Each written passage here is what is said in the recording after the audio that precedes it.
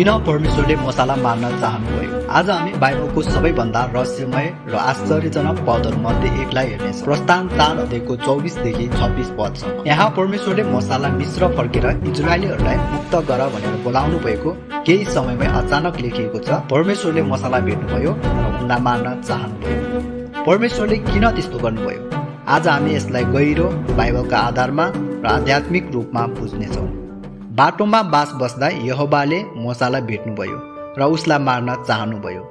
तब जिपोराले चक्कु लिएर आफ्नो छोराको खतना गरिन् र त्यो खतना मोसाको खुट्टामा छोइन् र भनिन्, तपाईँ रगतको दुलहा हुनुहुन्छ। तब परमेश्वरले उनलाई छोड्नुभयो। परमेश्वरले उहाँलाई जलिरहेको पोथ्राबाट बोलाउनु भएको थियो। चिन्हहरू दिनुभयो। फारो सामु जान सबै तयारी भइसकेको थियो। तर बाटोमा बास बस्दा यहोवाले मोसालाई भेट्नुभयो र मार्न चाहनुभयो। यो धेरै अचम्मको कुरा हो। किन परमेश्वरले बोलाउनु भएको सेवकलाई नै मार्न चाहनुभयो? उत्तर पाउन हामी अब्राहमसँगको करारतर्फ फर्कनुपर्छ। उत्पत्ति 17 अध्यायमा परमेश्वरले अब्राहमलाई करारको चिन्ह दिनुभयो। त्यो करार चाहिँ सबै बच्चा छोराहरूको 8औं दिनमा खतना गर्नु पर्थ्यो। यो सुझाव थिएन, आज्ञा थियो। परमेश्वरले भन्नुभयो, जसले खतना गर्दैन त्यो करार तोडेको ठहरिनेछ। खतना इजरायलीहरूको पहिचान थियो। यो छुट्याइएको राष्ट्रको चिन्ह थियो। खतना नगर्ने भनेको करारलाई भङ्ग गर्नु, बेवास्ता गर्नु हो। मोसा हिब्रू थिए। फारोको दरबारमा हुर्किए पनि उनी अब्राहमको सन्तान थिए। अब उहाँ परमेश्वरको प्रतिनिधि भएर फारो सामु जाँदै थियो। तर आफ्नै घरमा करारको आज्ञा नपुगेको छ भने नेतृत्व कसरी गर्ने? पद छोटो छ तर गहिरो। रब्बी र विद्वानहरूले शताब्दीौंदेखि यसबारे छलफल गरेका छन्, जसमा केही प्रमुख दृष्टिकोणहरू रहेका छन्। मोसाको छोराको खतना नगरिएको। यो व्याख्यामा भनिन्छ, मोसाको छोरा खतना नगरिएको कारणले परमेश्वरको न्याय सजाय मोसातिर निर्देशित हुन पुगेको थियो। जिपोराले तुरुन्तै छोरालाई खतना गर्यो र भविष्यमा हुने दण्ड रोकियो। यदि समस्या मोसाको आफ्नै खतनामा थियो भने पनि किन छोरालाई? तर पुरातन व्याख्याहरूमा यो सामान्य छ कि छोरालाई खतना गर्ने र त्यसैको रगतले तत्काल सङ्कट रोक्ने भन्ने व्यवस्था हुन्छ। जिपोराले छोराको खतना गरेर रगत मार्फत मोसालाई पनि कभर गरिदिएकी हुन्। यो एउटा प्रायश्चितीय प्रतीकात्मक चाल पनि हो। अर्को कुरा, मोसा पहिले जलिरहेको पोथ्राको घटनामा उजाड स्थानमा बस्थे। सम्भवतः उनको आफ्नो घरेलु धार्मिक कर्म नियमित रूपमा हुन्थेन, वा उनले त्यति बेला छोराको खतना गर्न छुट्याएर राखेका थिए। त्यसैले सङ्कट उत्पन्न भएको हुन सक्छ। बाइबल स्पष्ट नामले छोराको खतना नगरिएको भनेको छैन, तर पाठको घटनाक्रम र जिपोराको तुरुन्त हस्तक्षेपले यति निष्कर्ष निकाल्न सजिलो बनाउँछ।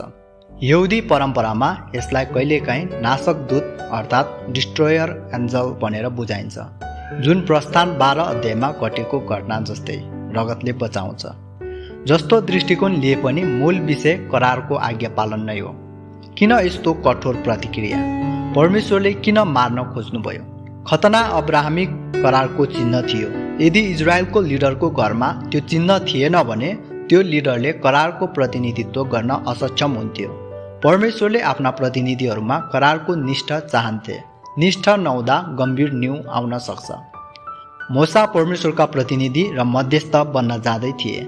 यदि उहाँको घरमा करार सम्बन्धी अनियमितता छ भने उहाँले परमेश्वरको नाममा बोल्नु अनुचित देखिन्थ्यो। बाइबलमा अक्सर रगत नै बचाउने तत्त्व हुन्छ।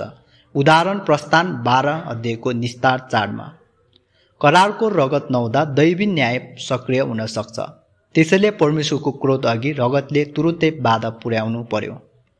जिपोराले चक्कु लिएर छोरालाई खतना गरिन्।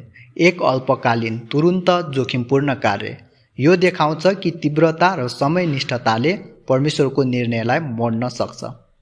उनले खतनामुक्त छोराको रगत मोसाको खुट्टामा स्पर्श गरिन्। धेरै विद्वानहरूले खुट्टा शब्दलाई यहाँ जननाङ्गको सूचक वा रूपक मान्छन्। यो एक प्रकारको रक्त सम्पर्क हो जसले मोसालाई रक्षा गर्दछ, अर्थात् छोराको करार रगतले मोसालाई पनि कवच दिन्छ। किन छोराको खतना र जिपोराको हस्तक्षेप नै पर्याप्त रह्यो?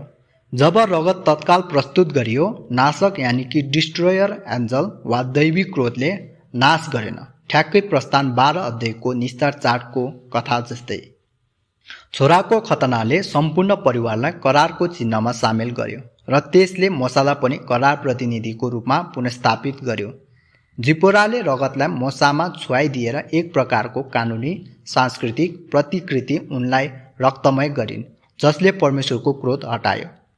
सम्भावित प्रश्नहरू र जवाबहरू जस्तै, के यो अध्यात्मिक कठोर छैन? एक छोराको खतना नगर्दा पुरै दण्ड? कानुन र चिन्ह करारको केन्द्रमा थियो, विशेष गरी जब त्यो दोष लिडरको घरमा थियो। यसको औचित्य बढी कडा हिसाबले लिइन्थ्यो। यस घटनाले समग्र सन्देश दिन्छ, परमेश्वरका प्रतिनिधिहरूले आफ्नो घर र जीवनमा पूर्ण निष्ठा देखाउनुपर्छ। त्यसो भए किन मोसाले आफै यो गरेनन् होला त? कारणमा केही सम्भावनाहरू छन्, जस्तै उजाड स्थानमा बस्दा सम्बन्धित प्रथालाई उनले नअपनाएको वा व्याकुलता वा बिर्सिएका हुन सक्छ। पाठ आफैले स्पष्ट कारण नदिए पनि जिपोराको तत्काल निर्णयले समस्या समाधान गर्यो। यहाँ जिपोरा मोसाको मिडियानी पत्नी नै निर्णायक रूपमा अघि सर्छिन्। यसले दुई कुरा देखाउँछ, परमेश्वरले कहिलेकाहीँ अप्रत्याशित मानिसलाई प्रयोग गर्नुहुन्छ र उद्धारको हृदयमा रगतको करार छ। परमेश्वर आफ्नो करारलाई गम्भीर रूपमा लिनुहुन्छ। नेतृत्व घरबाट सुरु हुन्छ। लिडरहरू उच्च मापदण्डमा हुन्छन्। मोसाले करारको आज्ञा व्यवस्था गर्दा फारो सामु कसरी अड्डिने? रगतमा जीवन छ। यहाँ पनि रगतले क्रोध टार्छ, निस्तार चाडको स्थापनामा जस्तै। यो घटना यीशु ख्रीष्टको सङ्केत हो। उहाँ नै साँचो मध्यस्थ, पूर्ण रूपमा करार पालन गर्ने, हाम्रो निम्ति रगत बगाउने। पौलले यसलाई ख्रीष्टको खतना भन्छन्। यो घटनाले मोसालाई मिसन अघि एक प्रकारको मृत्यु र पुनर्जन्ममा पुर्याउँछ। पुरानो पहिचान काटेर सेवा गर्न तयार पारिन्छ। यही हृदयको खतना हो। निष्कर्षमा भन्नुपर्दा परमेश्वरले मोसालाई मार्न चाहनु भएको कारण करार हो। नेतृत्वभन्दा पहिले आज्ञा पालन हो। रगतको करार बिनाको सुरक्षा छैन र यसले यीशु ख्रीष्टतर्फ इसारा गर्छ, जो साँचो मुक्तिदाता हुनुहुन्छ।